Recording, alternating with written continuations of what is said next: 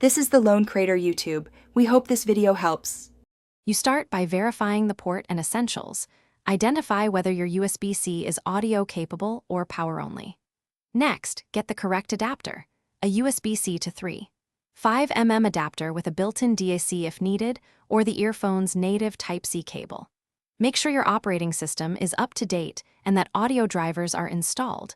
Once done, temporarily disable Bluetooth to avoid automatic rerouting. These steps ensure you're ready to connect without delays or driver conflicts. You now connect and configure. Plug the Type-C earphones or adapter firmly into the laptop port and wait for the system to recognize a new audio device.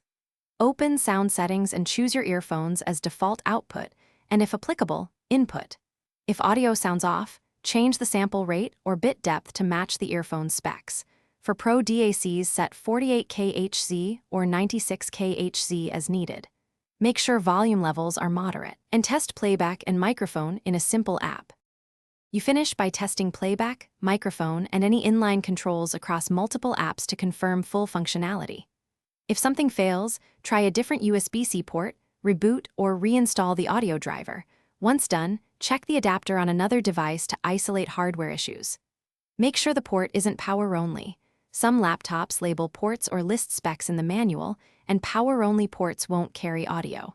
If problems persist, swap adapters or use a USB audio dongle with its own DAC to bypass port limitations. Thanks for watching. Consider subscribing if we helped you.